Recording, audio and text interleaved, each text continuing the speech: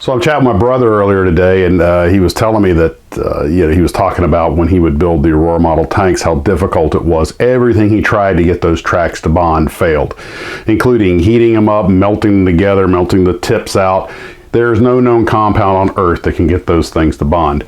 And I'm not sure, but I think that Atlantis patent tank, which might be an old Aurora kit, it has those kind of tracks. I'm not sure, but I think I may have resorted just to gluing the tracks right to the top of the road wheels, and you know what? There might have been a stapler involved.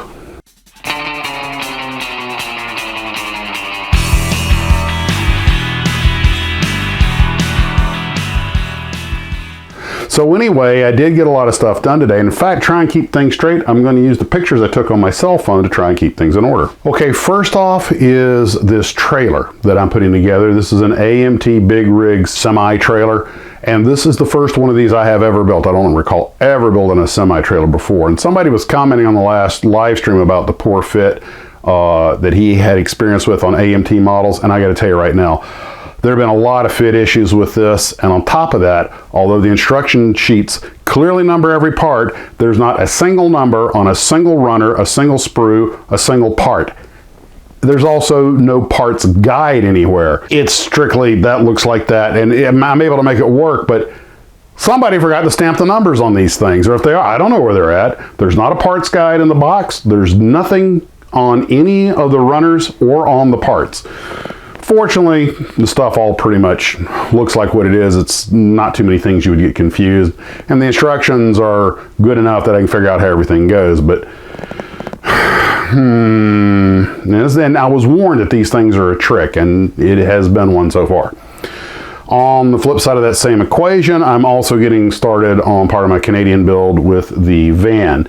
Now, this Dodge van is not the exact version I need, but it's close enough, and primarily just got it primed and everything, so I got it washed and primed, and I'll get working on it tomorrow. I don't anticipate that being a difficult build, but it's funny. The hood is in the molded down position. You're not going to be able to see anything except maybe the radiator. And inside they have, in the old vans, or even the modern vans, they have that big hump where the engine goes between the driver and the passenger. They give you a fully detailed engine that you will never be able to see, maybe a little bit from the bottom. I mean, it's better that they give you the engine, I suppose, so you just don't have to put it in, or, you can use it for something else, or if you want to make a diorama, if you want to cut out the hood or something like that, that's fine. But it just seems like, I don't know. I guess kit model car builders expect an engine in the car. I mean, the Mustang didn't have one, and it was, a quick build kit. And I'm just thinking they could have saved themselves a little styrene, and the model would have been none the worse for wear for it. But now, anyway, it's an older kit that they're remaking, so of course it was probably just already there. Then I imagine if they didn't have the engine, people would complain, even though I'll bet you half the people that build this thing don't put the engines in them. But next thing on the agenda was I finished the Ford Tri-Motor, and I used that clear flat acrylic and mixed it in with the gloss black acrylic paint that I had for the tires, and it worked perfectly. So when it's funny, when you use stuff the way it's made to be used, it actually kind of works. Some folks were telling me also, speaking of tips on building, some folks were telling me that a good paint stripper, a good way to get stuff off of a model without damaging styrene, is Easy Off Oven Cleaner. I saw that in the live stream, and it's been in a few of the comment sections. Well, we were going to get some today and put it to the test, but long story short, we didn't get around to do it. We'll probably do that later. But at least the P80 is back on the shelf. It's done, and fortunately that decal, that USAF decal that was cloudy yesterday, as it dried, somebody had mentioned sometimes they dry clear, and it did. And it looks okay. I mean, it's not an award winner, but I'm not embarrassed to have it on the shelf now. It looks a lot better. So that's the building I got done today. Finished off the P80 and the Tri-Motor, and got started on these two vehicles, the trailer and the van for my Canada build.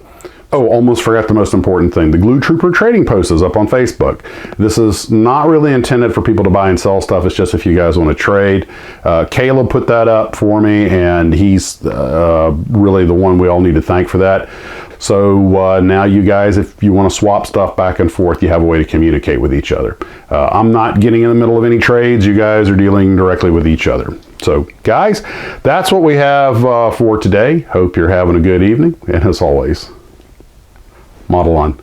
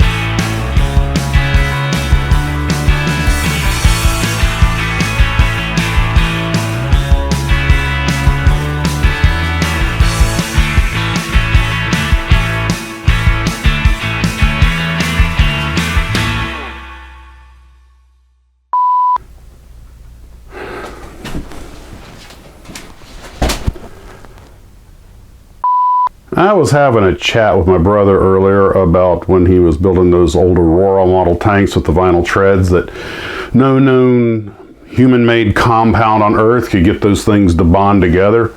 And he says it took so much effort and energy to try and get those things to bond together that he's pretty sure that's where the idea for the Star Trek episode The Tholian Web came from.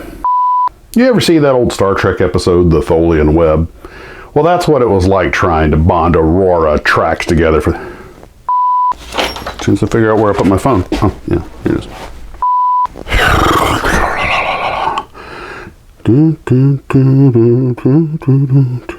Oh, other than that, guys, oh, of course, almost forgot to mention the most major basic thing was, which most of you guys probably already know, is that, and...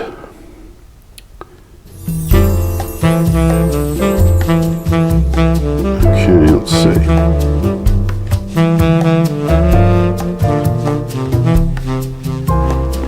The Glue Trooper trading post.